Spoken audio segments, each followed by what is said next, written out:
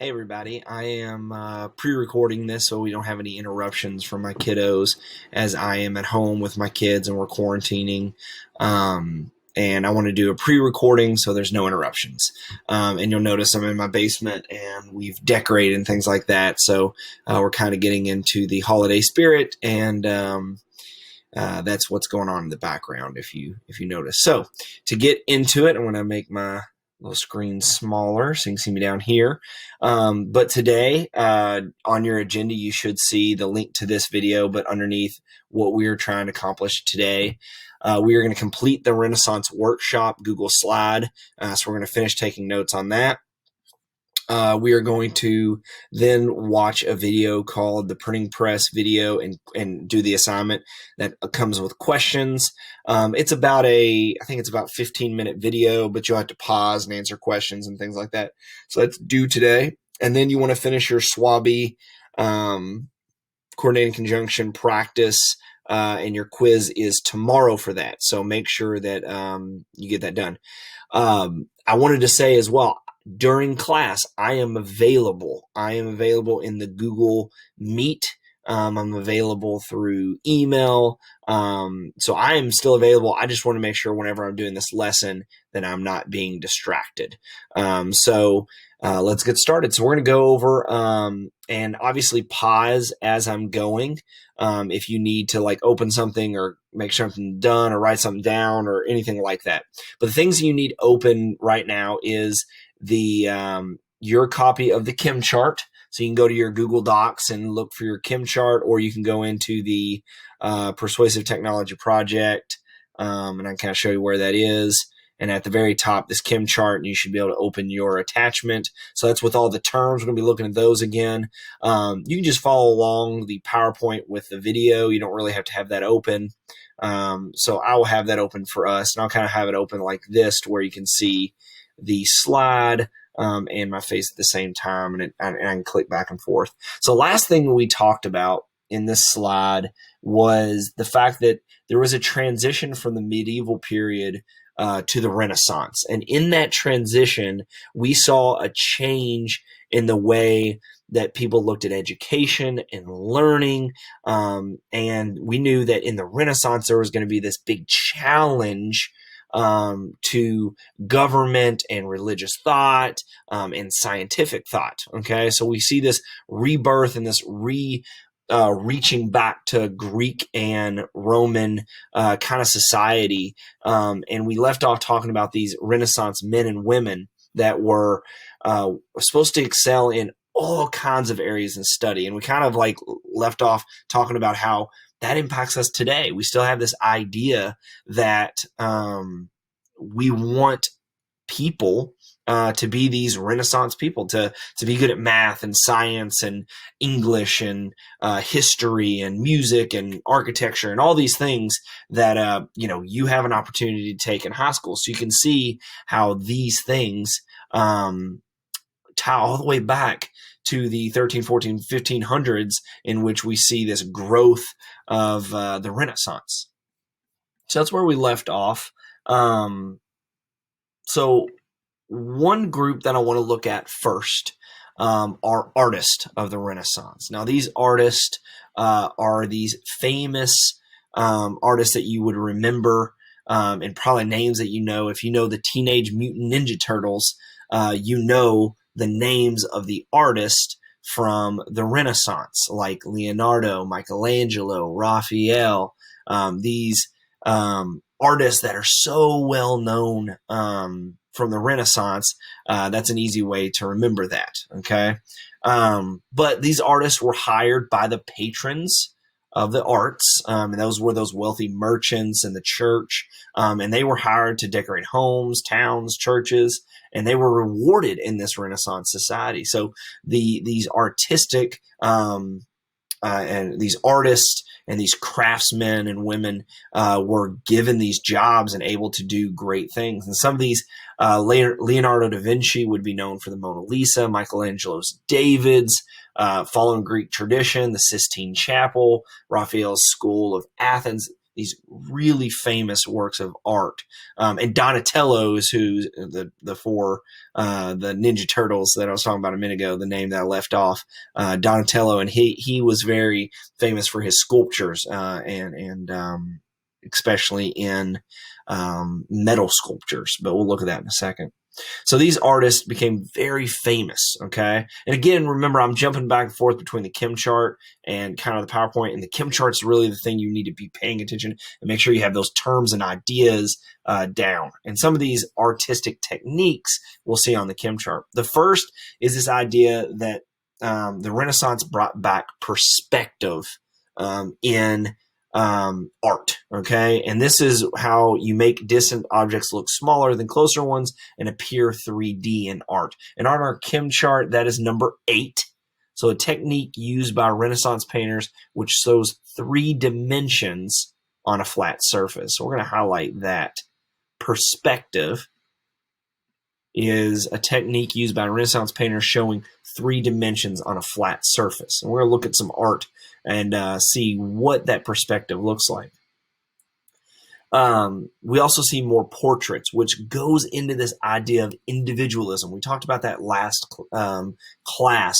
In the Renaissance, we see this heightened individualism where people started focusing on their individual abilities and their life and what they can become within society. So these portraits in this art, looking at portraits of normal people like Mona Lisa, just these portraits of families and these people, and not just focusing on religious portraits, showed this individualism and this heightened individualism.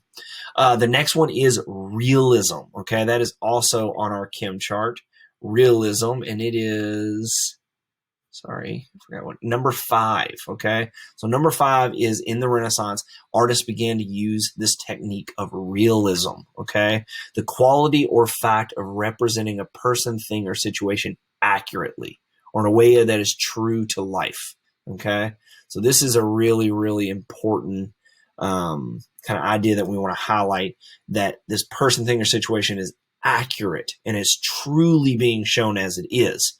Okay, displays society and culture as they truly are. Okay, again, we're going to see more secularism, this focus off of the church and more on how society really is.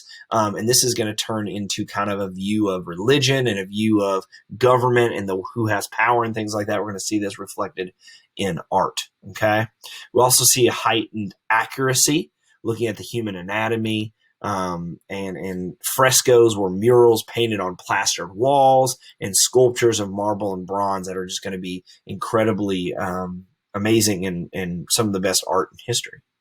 So let's look at some examples of art just to give you an idea of this change. We can see this change in culture happening in the artwork. Okay, so let's take a look at this.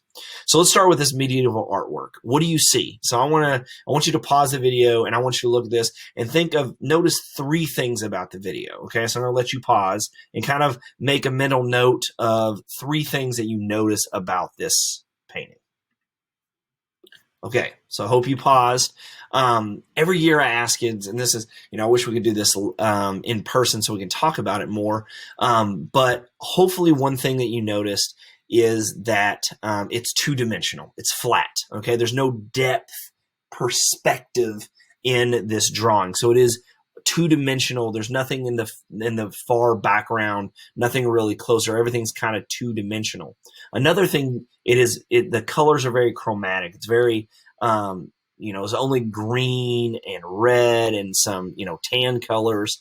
So it's very chromatic and it's not very realistic. Okay, it looks like a simple drawing. Another thing you might have noticed is that this is a religious painting. Okay, this is some person in power. It might be Jesus, but they're getting some sort of ceremony together and kind of see this like halo around their head. So it's kind of religious in ways. So let's compare this to a Renaissance painting. So this is Bellini's The Madonna of the Meadow. Okay, so I want you to kind of take a second. You can kind of bounce back and forth. What do you notice in this Renaissance painting? What do you kind of notice here? So take a second to do that. All right. Hopefully you paused and you're able to think about that. But obviously, we see some direct opposites from our other painting. We see that there is more color. That's probably the first thing that pops out to you, is that we see these blues and reds and greens and grays, and you can see all these different colors that the other painting did not have. The second is the depth and the perspective. You can see that there's a city in the far background, overlaid with this woman and a child in the foreground, and all of this depth to it. And you can see people working in the background, and they're smaller than the people in the front. And that is that 3D feel, that depth of vision within the work of art. And the third thing is, and this is an interesting aspect of the Madonna of the Meadow, is it is looking at a real kind of image of what it would have been like to live in this time. There's people farming, the type of clothes they're wearing, the look of the city and things like that. So this is an accurate description, depiction of this time. So it's a real, it has that realism aspect to it, but it also has a connection to Christianity and religion, because of this idea that this could be Mary and baby Jesus. Okay. So it's still tied in. You can still see the connections to religion, but you can see how it ties in this realism idea of the artwork. So let's look at some sculpture here. So this is where we see amazing artwork through Michelangelo's carving of David and the Pieta, which is basically where Christ has died, and Mary is holding Jesus. But the amazing aspect of these drawings is the detail. Okay, and this is zoomed in on Michelangelo's David, and you can see the veins. And this is not wood or clay. This is marble. This is solid marble that is chipped down and not separated and glued back together or pasted on. This is solid marble in which they are able to actually chisel down to show these great details, and took years and years. So this marble is beautifully and greatly detailed. Look at this. So we can see this anatomy that they're showing, the rib bones and the veins and the ankle bones and all these things, and even the flowing of the fabric that is in this dress and in this shroud is so detailed. So it's really amazing to see this in this work. So another piece of artwork is Mona Lisa by Leonardo da Vinci. This shows a combination of religion and secularism, but humanism all together. This person who could be encapsulating maybe Mary, but also as a common person within society, with this perspective and 3D detail, and this slight smile that captures everyone's look, and this perspective of no matter where you move, it's almost as if her eyes follow you. It's very lifelike, shows this realism. You also see these frescoes, which this would have been the birth of Venus painted on a plastered wall, and this use of perspective with the background. Again, obviously, this isn't the Christian religion, but still drawing in some mythology and religion. And focusing in on Leonardo da Vinci, just all of his work, and he's kind of this idealistic Renaissance man. The Last Supper, and drawing all these images. And something that's really incredible about this is how he used perspective. The Last Supper is actually painted in a church over a doorway, and it's this very large painting. And the use of the perspective, everything draws to the center of the painting, to the focal point, which is Jesus in the center, in his Last Supper. Okay, so just really incredible detail. Raphael's, this is the School of Athens. And you can see the same detail of perspective that all draws to the center. Okay. And this is a really famous painting showing some of the great thinkers of Greece and Rome, kind of all standing together and thinking and talking and communicating. This is Donatello, which I mentioned earlier. This is a metal sculpture of the crucifixion of Jesus, and you can see all these great details. So take your time, look through these. The Sistine Chapel, Michelangelo, painted on the ceiling of the Sistine Chapel, the creation of Adam, and this is a huge detail. There's some great websites where you can take virtual tours of all of these if you're interested, but you can just see the detail. And there still is connection to religion. It's not all secular, but just some great detail. Another aspect that changed was architecture. Okay, so we have art, now we have architecture. And as we move into the Renaissance, we see this rejection of Gothic style. And again, you don't need to have all of these things memorized. I'm just kind of going over some big ideas. And we're focusing in on what we really want to talk about. But first, I want to talk about architecture. They rejected the Gothic style, and we're going back to this Greek and Roman idea of columns, arches, domes. And you can see here this middle-aged church. They were very cathedral architects with pointed, soaring arches, spires, so very Gothic sense. And they would return to this more classical art, which you'll see many more pillars, and more of an open, arching, larger, kind of symmetrical look instead of this more Gothic, high-tipped spears. And you see in this Greek or this Roman architecture, you see a lot of arches with kind of opening, smooth lines throughout. And this is just some examples of these great architectural achievements. And one of the most famous is St. Peter's of Rome, this very large cathedral building. It took almost 100 years, over 100 years to complete the construction. But you can see the domed arches, the pillars, really grabbing back to the Renaissance. Now, this is where I really wanted to get to talk to you about, which was the printing press. So Johann Gutenberg would invent the printing press around 1441. It's debatable when it is. 1441 is a good date, as long as you know the mid 1400s. So we're into the Renaissance, about 100 years in the Renaissance. Architecture starting to change, art, the way they view people, all these things are starting to change. If we go over to our Chem chart, let's see here, I forget what number he is. Johannes Gutenberg, and that is number 13, so make sure you have that right. He is the inventor of the printing press in 1441. So inventor of the printing press, 1441. So that is the date we're going to use. Some people say 1450, some people say 1446, depending on when you're talking about, his first printings and things like that. But Johannes Gutenberg, and the amazing things about this is that it used a number of inventions that already were functioning. Okay, he used a wine press and ink that had already been created for many years, and the paper. And these ideas come from Asia and Africa and some European countries. But he takes all these inventions and puts them together to be able to make a printing press.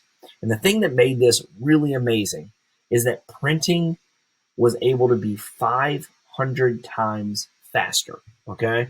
So if we look at this little infographic up here, a copyist took 5 months. So a scribe took 5 months to make a single book, okay? So one book took 5 months.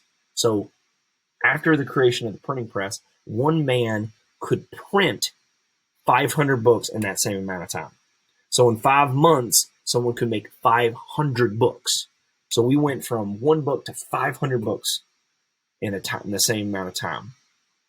The first book that would be printed by Gutenberg was a Gutenberg Bible. Okay, I think one of his first edition Bibles was auctioned for millions of dollars, and they're very valuable. One of the most valuable books, if not the most valuable book in history. So it was auctioned off for millions of dollars. But the big idea here is that it really accelerated the amount of books that could get out to people. And if we look at that in the Renaissance with the printing press and compare that to today with the information age, make that connection that we went from one book to 500 books, and today we're going from, with the internet and with social media and news outlets and search engines, things like that, information is getting put out even faster. So we're in a very similar time that this change from one book to 500 books through the Renaissance is very similar today to where we're going from, like, thousands and thousands of books to millions of gigabytes of data being able to be presented. So it's a very interesting comparison, and we'll be looking at that as we continue on. But let's look at where how this worked and how this started. So in 1450, by 1450, Johannes Gutenberg had created the first printing press in Germany. And let's see how, and this is, each red dot is one printing press, or a city with printing presses. Okay.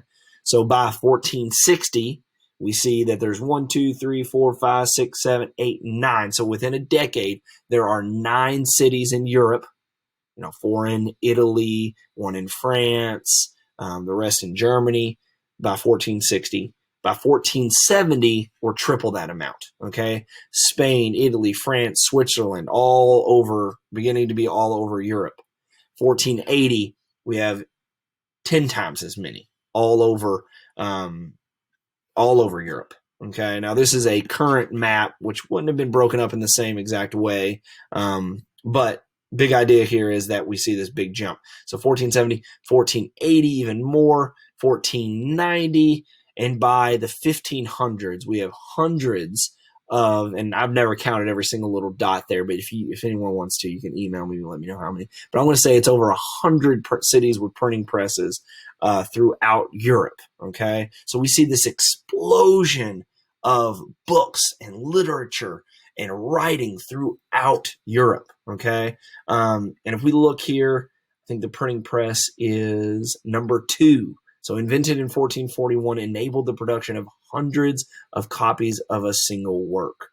So we see this explosion of textbooks and pamphlets and newspapers and the Bible and all of these works, this literature being spread. So within 50 years, which I know for us 50 years seems like a very long time, but in the expansive history, that is a very short amount of time. So we see these Renaissance ideas that started in Italy being erupted out into Europe.